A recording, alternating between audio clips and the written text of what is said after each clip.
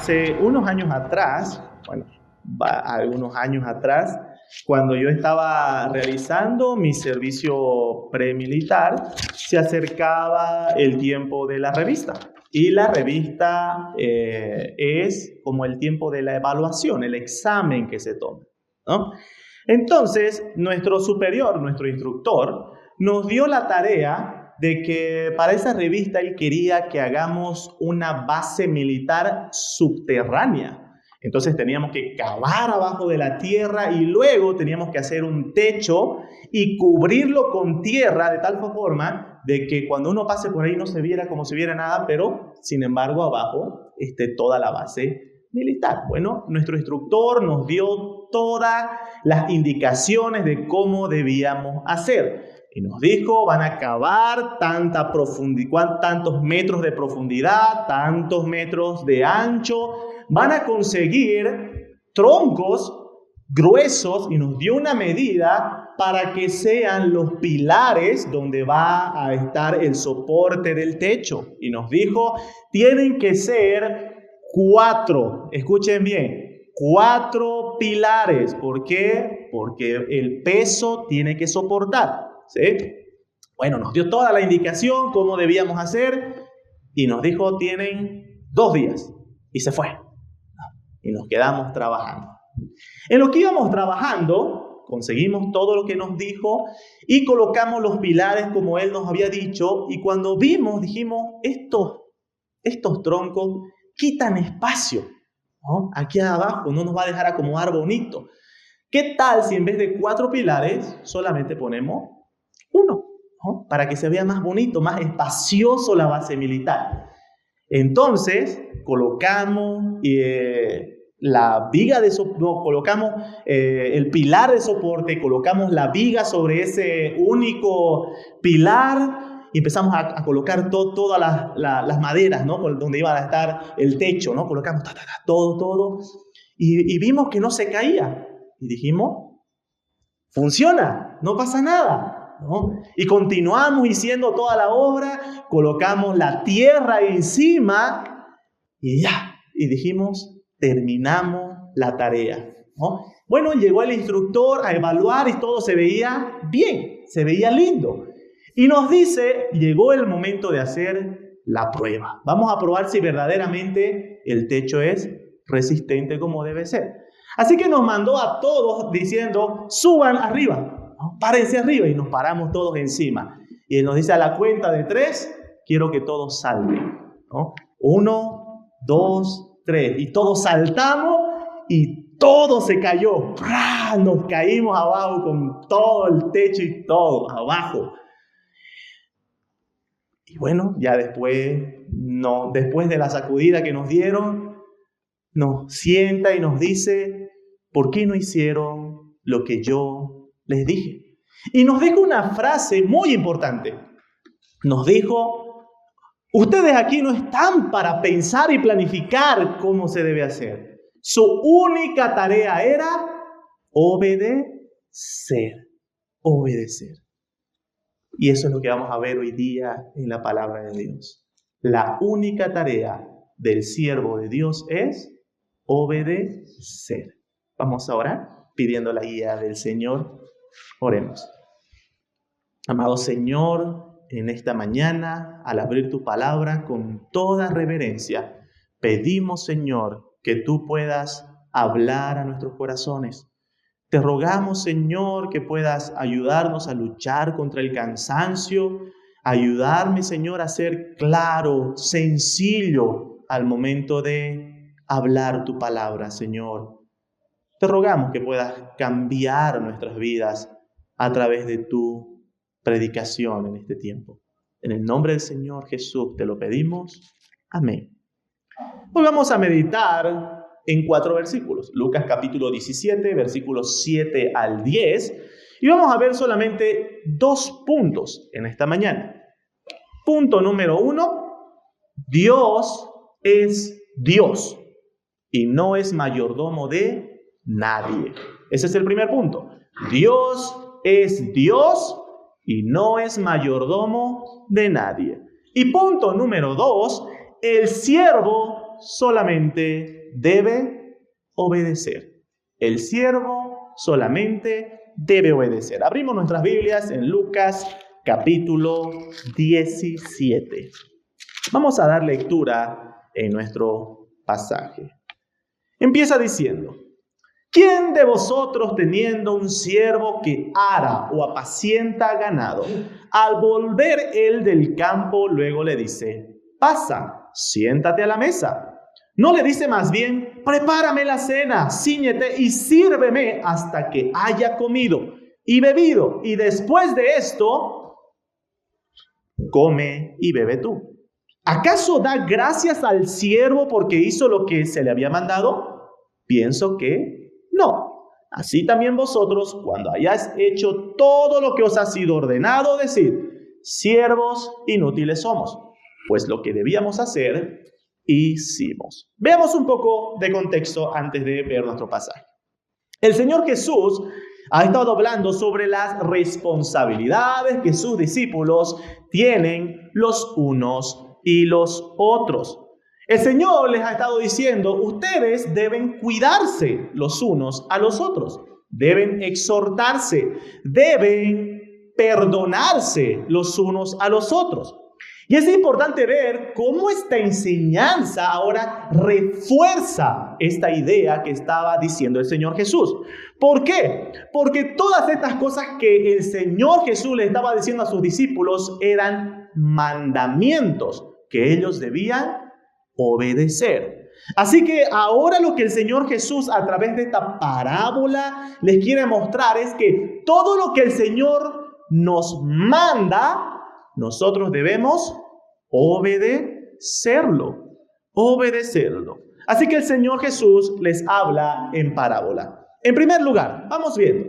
El Señor Jesús le va a decir en esta parábola que había un hombre. Le dice: imagínense un hombre que tiene un siervo, ya sea un siervo que le ayude arando un terreno o un siervo que le ayude apacentando el ganado. La idea es que el amo, el jefe, tiene un siervo. Ahora, el Señor va a describir esta situación tan natural y cotidiana, en primer lugar, presentando lo que normalmente se vería en este caso. ¿Qué es lo primero que dice? En primer lugar, el versículo 7 dice: viene el jefe y encuentra al siervo y le dice: pasa, siéntate a la mesa. Ahora, ¿en qué consiste esta pregunta? Fíjese. La idea de lo que el Señor Jesús está diciendo es: fíjense, el siervo está cansado, ha trabajado, ha hecho su responsabilidad, ha hecho su trabajo. Y la pregunta es: ¿será que hay algún jefe que luego de que viene el siervo, el jefe le dice: por favor, siéntate, y lo atiende? Bueno, lo que debe considerarse sobre esto es que el versículo 8 muestra cómo, sin importar lo que haya hecho el siervo siempre debe darle la prioridad a su jefe. Por eso el versículo 8 dice: no, eso no va a pasar. Lo que más bien pasa es que viene el jefe y le dice: prepárame la cena. Y usted va a decir: pero si el pobre siervo ya ha estado trabajando. No, pero también es su responsabilidad. Lo que el Señor Jesús está mostrando es una forma cotidiana y natural que sucedía, ¿sí? Los jefes siempre hacían eso. No importaba que el siervo ya haya trabajado dando de comer al ganado o cuidándolo, llevándolo de un lado a otro. No, el siervo llegaba a su casa o a la casa del amo, ¿y qué debía seguir haciendo? Debía seguir sirviendo. Ahora, ¿qué debemos considerar sobre esta primer figura que nos muestra el Señor en esta parábola? En primer lugar, nos muestra que el siervo jamás es más que su Señor. Hay un orden. El siervo no es superior a su Señor. El siervo está en un rol de sujeción. Esto es algo que también el Señor Jesús afirmó, y acompáñenme en el Evangelio de Juan, capítulo 13, versículo 16. Juan capítulo 13, versículo 16. Juan capítulo 13, versículo 16 dice: de cierto os digo, el siervo no es mayor que su Señor, ni el enviado es mayor que el que le envió. Y esta es la misma idea que nosotros estamos encontrando en esta parábola. El Señor está diciendo que no hay forma de que el siervo se comporte como amo, como Señor. El siervo debe seguir siendo siervo. El siervo jamás es mayor que su Señor. Ahora, mis queridos hermanos, esta afirmación aplicada, y fíjense que al final de la parábola el Señor Jesús va a decir que todo lo que estamos viendo es una figura de cómo nosotros debemos relacionarnos con Dios. Lo que el Señor Jesús está diciendo es que Dios siempre va a ser y siempre debe ser tratado como superior a nosotros. ¿Por qué? Porque Dios es superior a nosotros, mis queridos hermanos. Ahora, en nuestros días es muy importante remarcar esto. ¿Por qué? Tristemente, en muchas iglesias se ha tratado a Dios como si fuese un mayordomo o un servidor del hombre. Y es por eso que luego existen personas que le declaran cosas que Dios debe cumplir. Hace tiempo hubo un caso de un famoso cantante que se enfermó, ¿no? Se enfermó de cáncer. Y este cantante era invitado a distintas iglesias, y en una de esas iglesias una pastora lo hizo pasar y dijo: vamos a orar por la sanidad de este hombre, ¿sí? Pero quiero que escuchen bien a las palabras de la oración de esta pastora. Y decía: Señor, declaramos la sanidad para este tu siervo, y no aceptamos un no como respuesta. En otras palabras, ¿qué estaba diciendo esta famosa pastora? Estaba diciendo: tu obligación es hacerme caso. Tu obligación es hacerme caso. Mis queridos hermanos, ¿será que Dios está en la obligación de hacer lo que nosotros le digamos? Tristemente se ha cambiado la perspectiva. Ya no se enseña como que Dios es Dios y el siervo debe obedecerle. Ahora se ha cambiado y pareciera que Dios más bien debe obedecernos. Y no es así. Esta perspectiva equivocada de Dios trajo distintas consecuencias. En primer lugar, trajo una mala forma de entender y presentar el Evangelio de Jesucristo. En primer lugar, se llega a anunciar el Evangelio de Jesucristo como si Dios te rogara y te pidiera. Por ejemplo, ¿sí? Si es que Dios te estuviera diciendo: por favorcito, cree, te lo pido. De esa manera se ha llegado a presentar el Evangelio. Yo te pregunto, ¿tú crees que Dios está así? Está diciendo a los pecadores: se los pido, escuchen la palabra, arrepiéntanse de sus pecados. Ya, por favor. Yo quiero mostrarles cómo la Escritura nos muestra que habla la Escritura, de cómo Dios se dirige al pecador. Hechos capítulo 17, verso 30.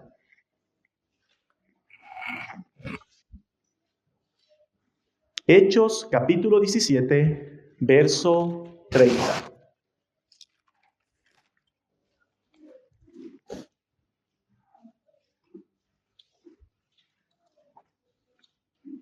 Dice: pero Dios, habiendo pasado por alto los tiempos de esta ignorancia, ahora pide.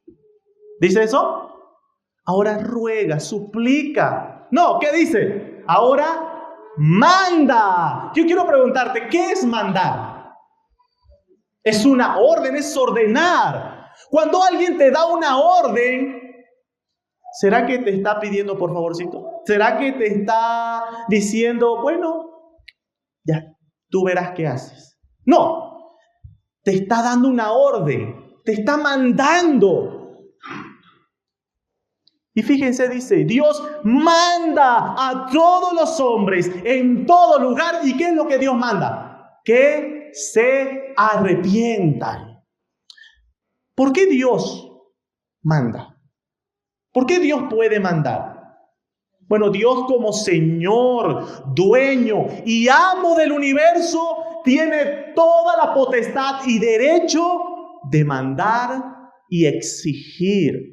Es por eso que el rechazo al Evangelio, fíjense, el rechazo al Evangelio de Jesucristo no solo es un desprecio al mensaje de Dios, no solo es despreciar el regalo que Dios te está dando, sino que rechazar el Evangelio de Jesucristo es un acto de rebeldía contra Dios. Porque Dios está mandando que todos los hombres en todo lugar se arrepientan. Es una rebeldía contra la autoridad divina. Así que, en primer lugar, ¿qué consecuencias trajo esta mala perspectiva de que ahora Dios nos sirve a nosotros?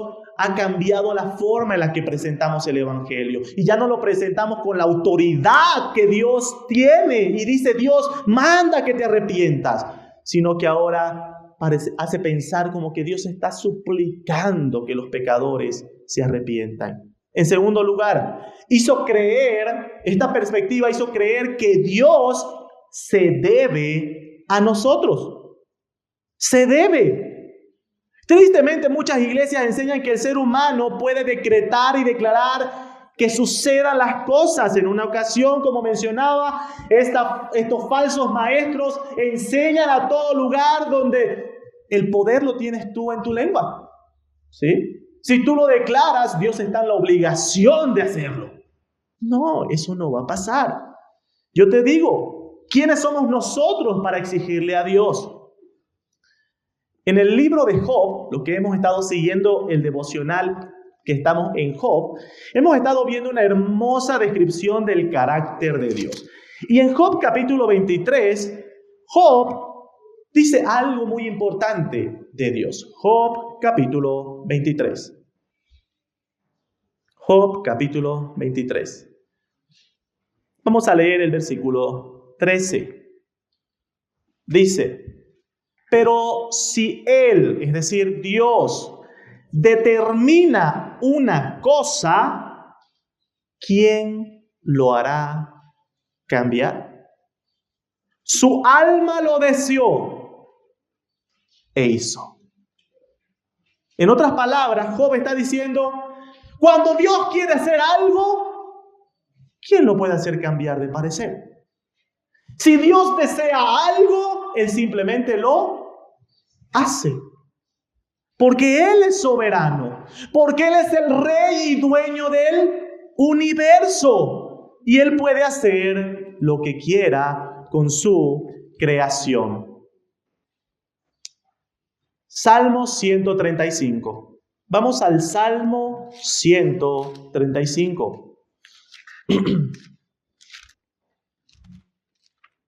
Salmo 135, versículo 6. Fíjense esta declaración de la soberanía de Dios. Si alguna vez te preguntan, ¿qué significa que Dios es soberano? Esto, versículo 6 del Salmo 135. Todo lo que Jehová quiere, lo hace.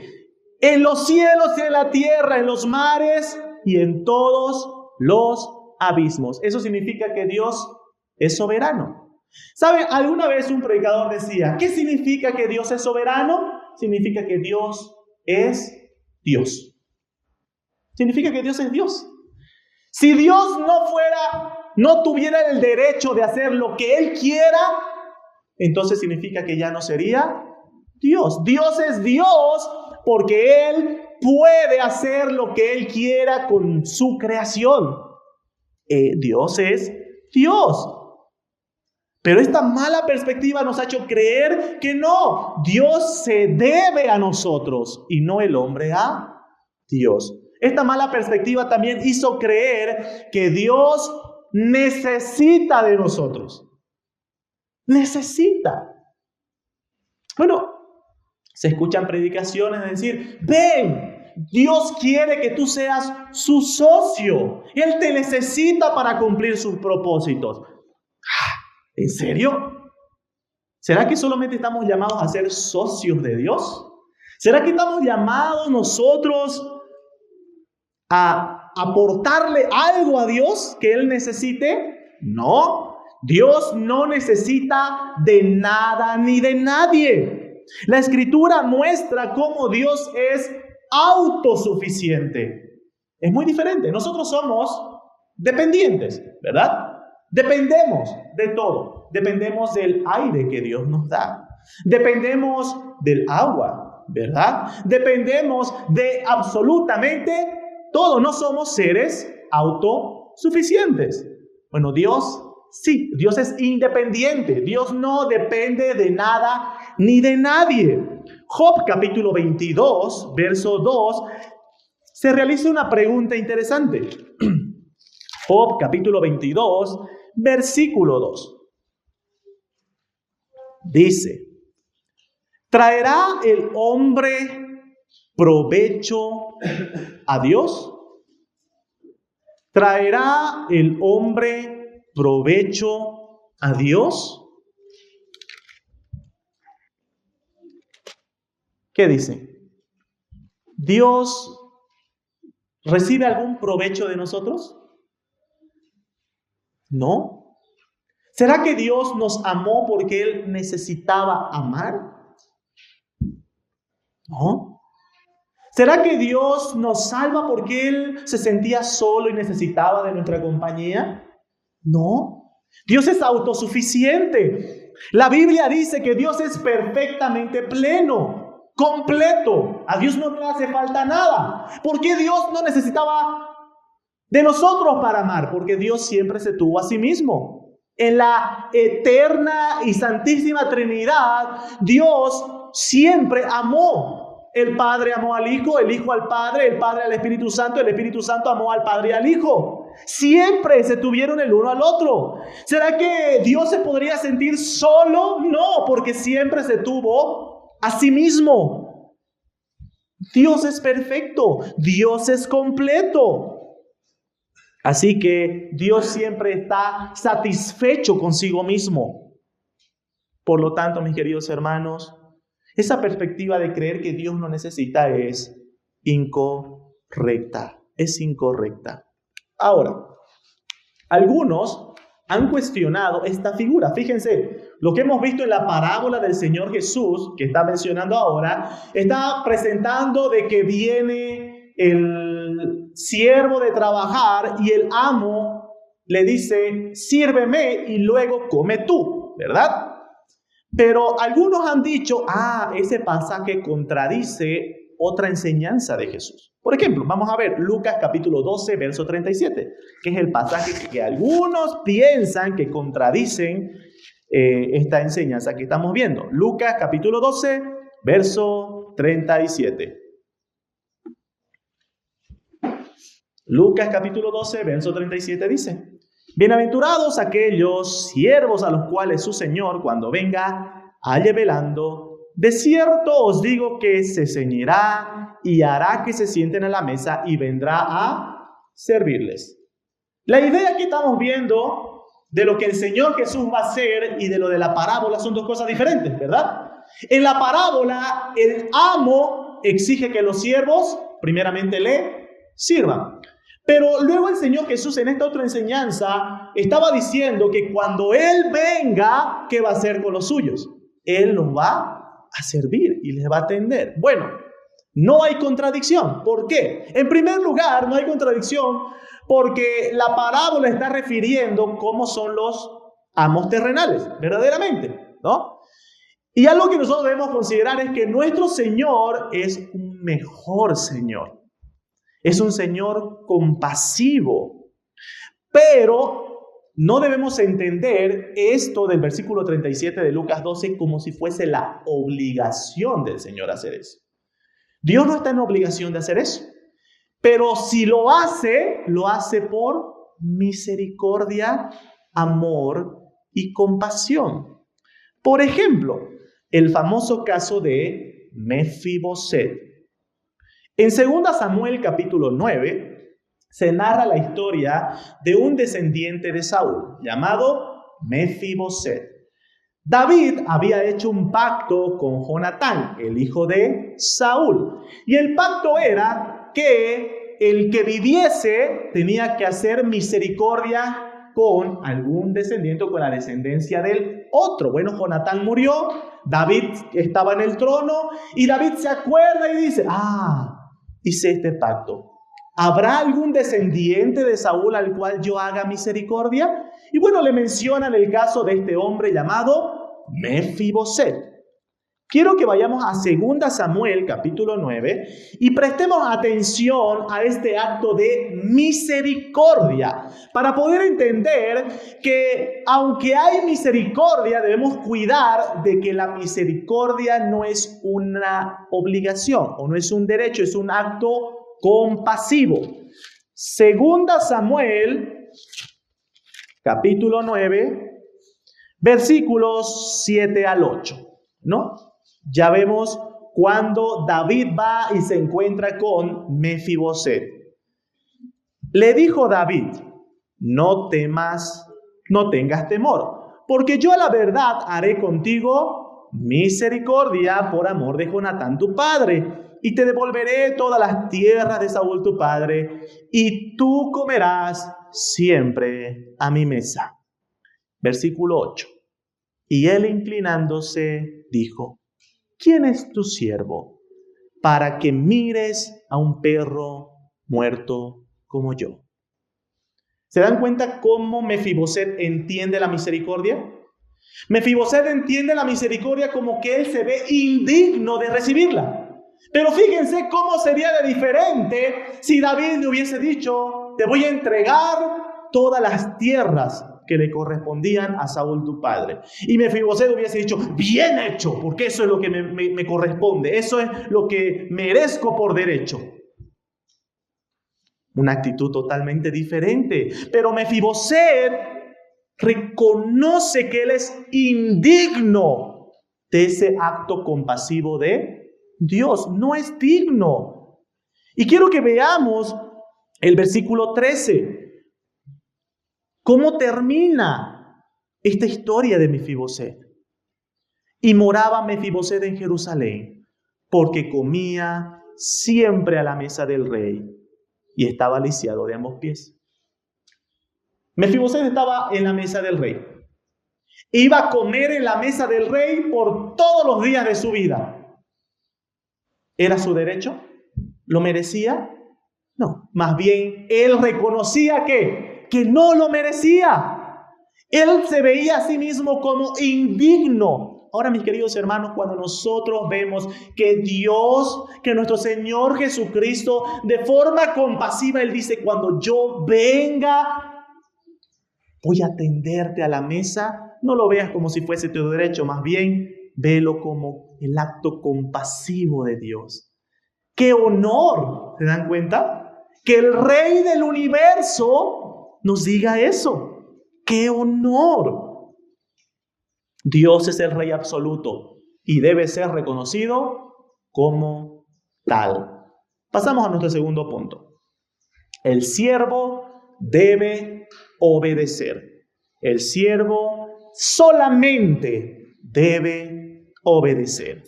Volvemos a Lucas capítulo 17. Lucas capítulo 17. Versículo 9.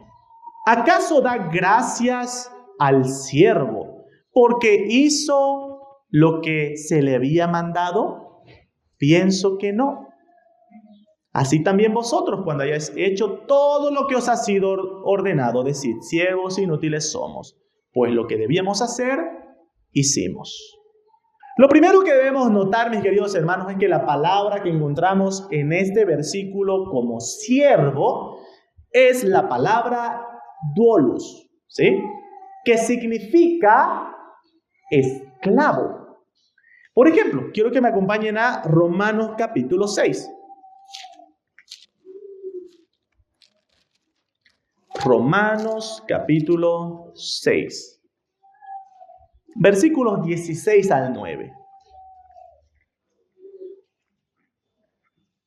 Dice, ¿no sabéis que si os sometéis a alguien como esclavo, ahí es la palabra doulos, esclavo para obedecerle, sois esclavos, sigue siendo la misma palabra, de aquel a quien obedecéis, sea del pecado para muerte o sea de la obediencia para justicia? Pero gracias a Dios que aunque eras esclavos del pecado, habéis obedecido de corazón a aquella forma de doctrina a la cual fuisteis entregados, y libertados del pecado vinisteis a ser siervos. Ahí nuestra traducción pone siervos.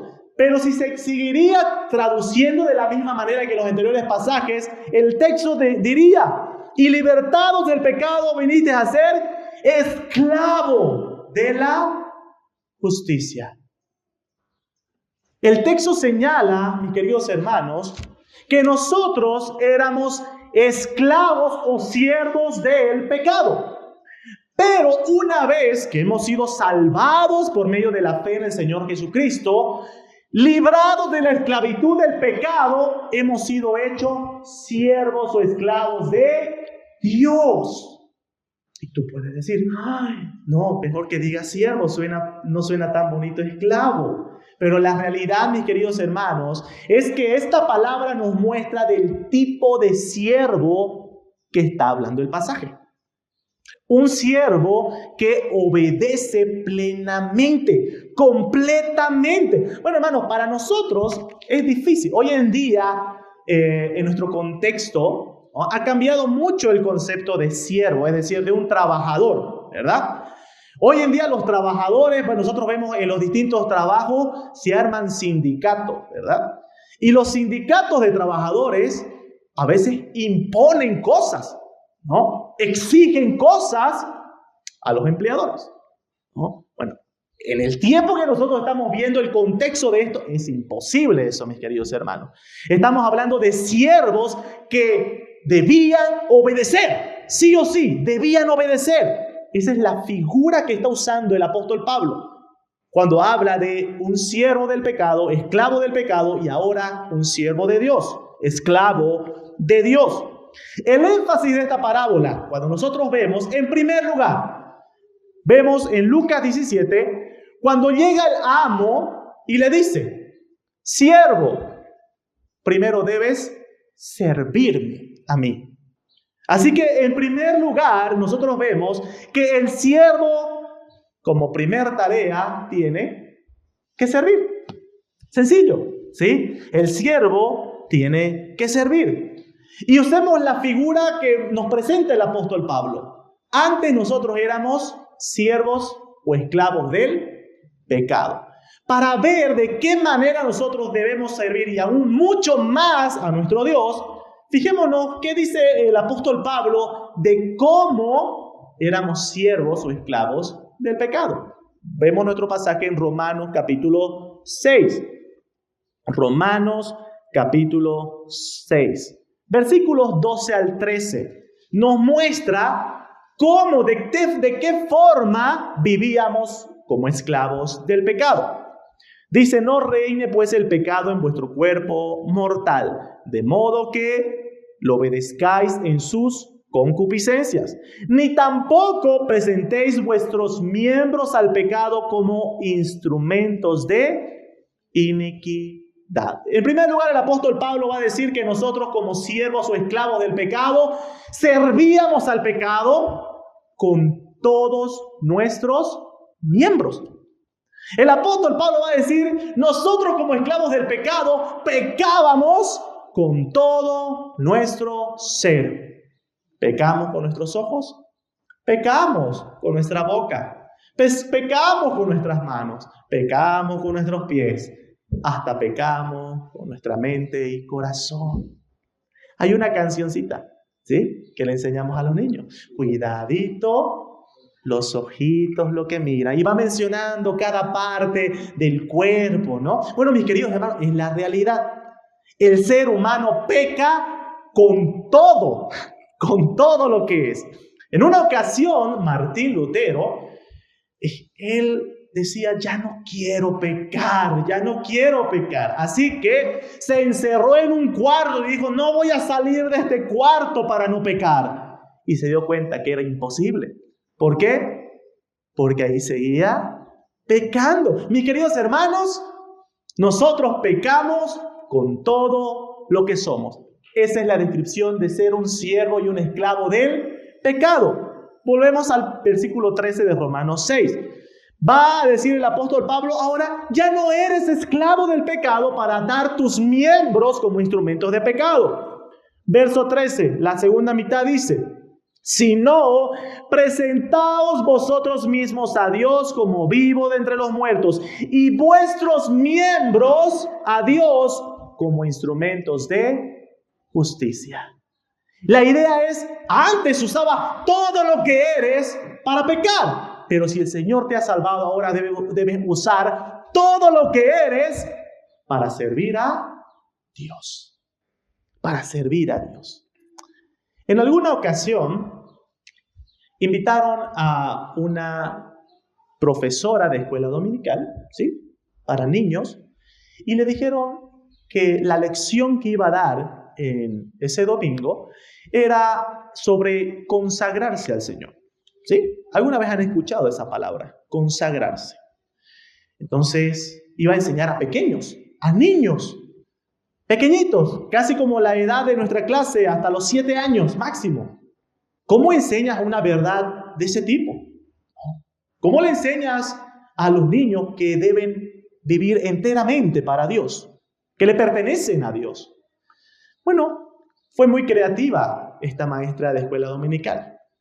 Así que ese día ella se llevó un periódico.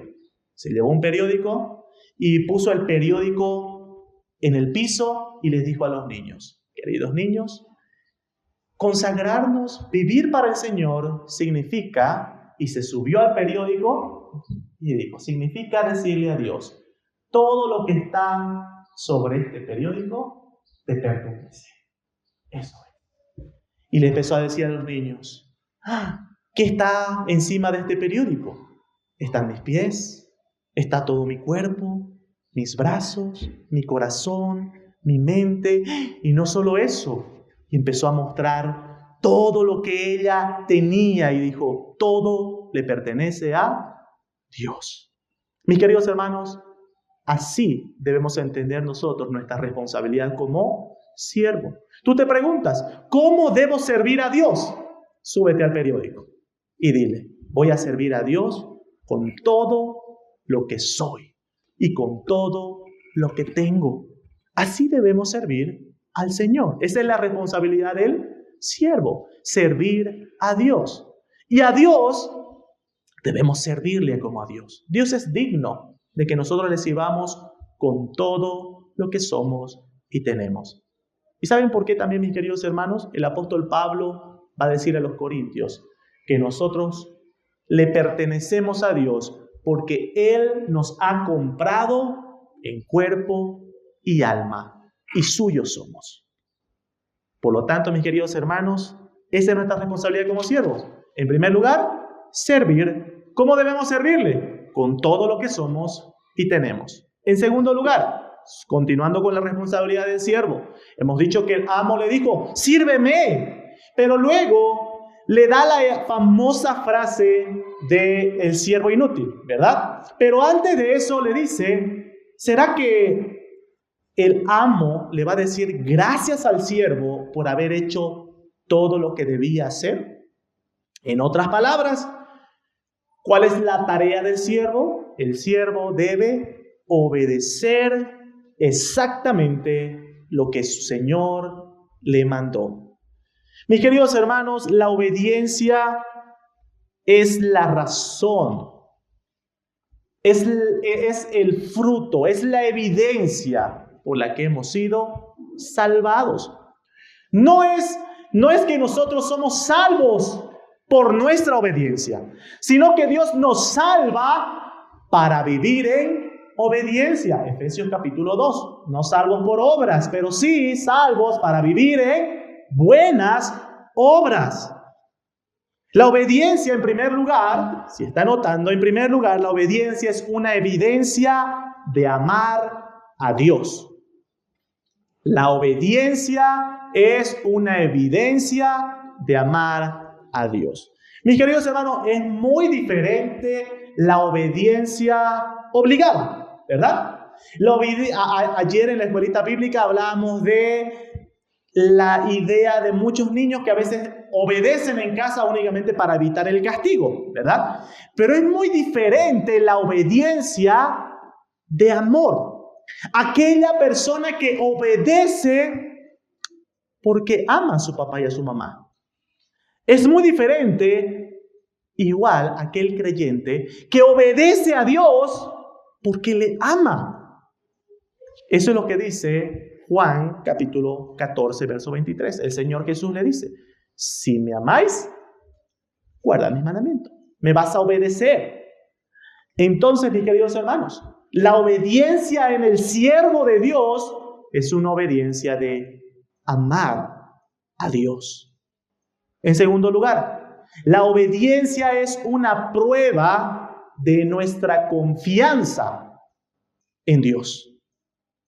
Recordando la ilustración del principio, la razón es que nosotros desobedecimos el mandamiento de nuestro instructor porque no confiábamos en él, porque nosotros creíamos que sabíamos más. Bueno, mis queridos hermanos, cuando desobedecemos a Dios, significa que no estamos confiando en él. Un ejemplo claro sobre esto es el ejemplo de Abraham. Dios le prometió a Abraham una descendencia. Y pasaron los años y no aparecía la descendencia. Por tanto su esposa Sara como él dijeron: le daremos una ayudita a Dios. Y desobedecieron al Señor. Desconfianza en Dios. Por lo tanto, la obediencia es una evidencia de cuánto confías en el Señor. Y finalmente, la obediencia es la evidencia de la verdadera fe. En nuestra confesión de fe, el capítulo 16, párrafo 2 dice: las buenas obras hechas en obediencia a los mandamientos de Dios son los frutos y evidencias de una fe verdadera y viva. Y por estas, los creyentes muestran su gratitud al Señor. A través de nuestra obediencia, nosotros expresamos nuestra verdadera fe, pero también es una forma en la cual nosotros expresamos nuestra gratitud a Dios. Vamos a Lucas 17 y entramos a nuestro último versículo para terminar.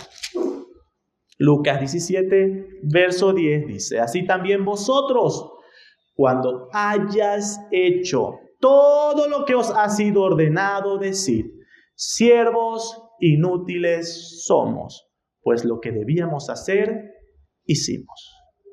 Siervos inútiles somos.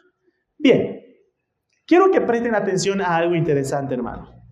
El Señor Jesús está diciendo que si llegamos a hacer todo lo que Dios nos pide, a lo máximo que llegaríamos es a ser siervos inútiles. Imagínense nosotros que ni siquiera hacemos lo que se nos pide.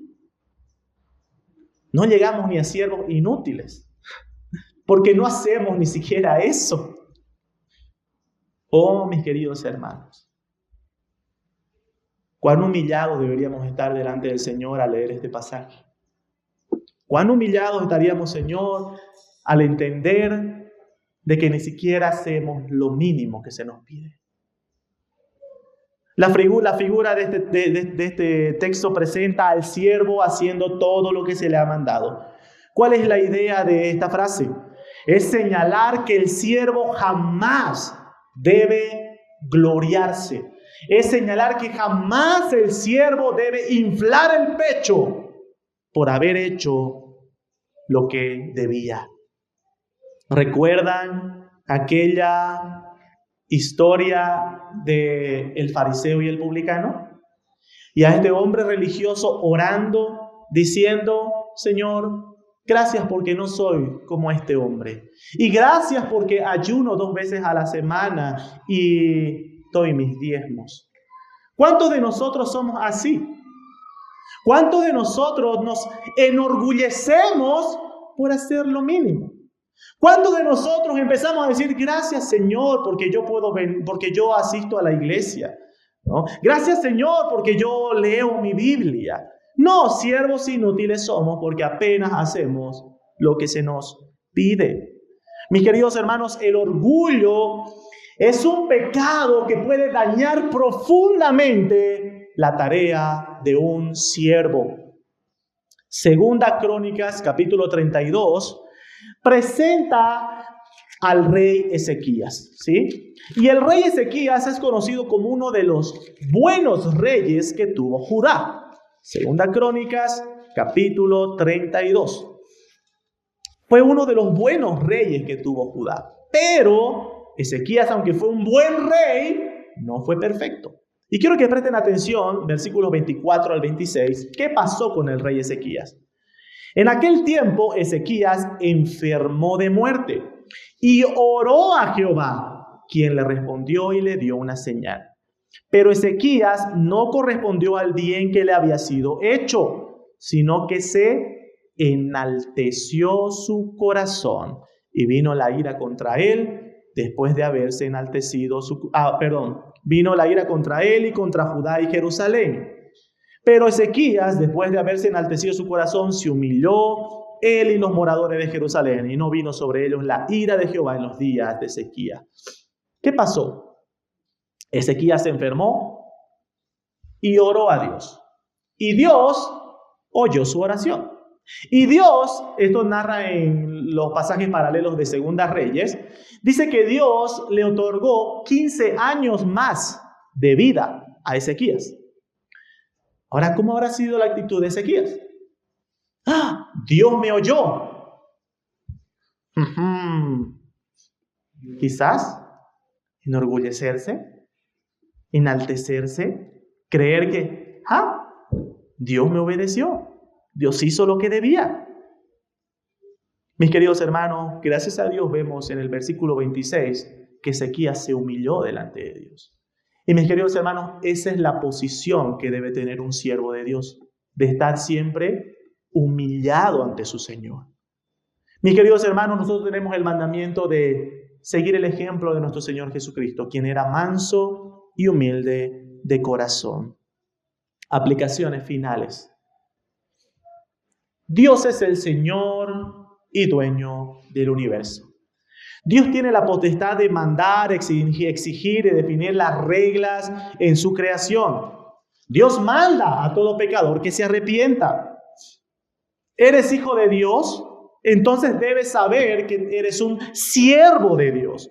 Y el propósito de nuestra vida es servirle. El propósito de nuestra vida es rendirle culto y responder a Dios como el dueño y amo de nuestras vidas. El propósito de nuestras vidas debe ser entregarle todo lo que somos a Dios. No servirle con migajas. No darle lo que nos sobra. Oh, amados hermanos, si entendiéramos que nosotros deberíamos vivir nuestra vida como cristianos con todo lo que somos y no solamente con lo que nos sobra. ¿Por qué no lees la Biblia? Es que no tengo tiempo. ¿Qué le vas a dar lo que te sobra?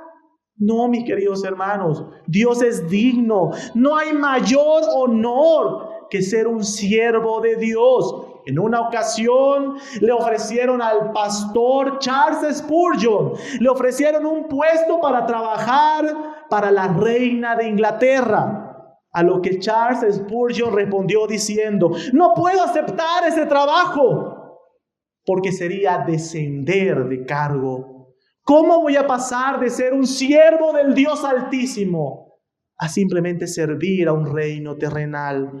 Un siervo de Dios mis queridos hermanos, es un rol de gran honor y privilegio. ¿Estás buscando cómo servir a Dios? Esa es tu tarea. Debes servir a Dios. Pero recuerda, lejos esté de nosotros, mis queridos hermanos, inflarnos de orgullo y decir, yo soy esto, yo hago esto, y no soy como este otro que no hace nada, como la actitud del fariseo. Si somos siervos que obedecemos lo que Dios nos manda, recuerda, solamente somos siervos inútiles, porque hacemos solamente lo que se nos pide. Que el Señor nos ayude, mis queridos hermanos, a imitar al gran siervo sufriente. ¿Tú quieres aprender a ser un buen siervo de Dios? Mira a Cristo. ¿Sabes por qué? Porque Él fue el gran siervo sufriente. La Escritura dice que Él se hizo hombre y estando en la condición de hombre fue hecho siervo. Y en la condición de siervo fue humillado hasta la muerte y muerte de cruz. Cristo es el mayor ejemplo de cómo nosotros debemos servir a Dios en obediencia y hasta la muerte.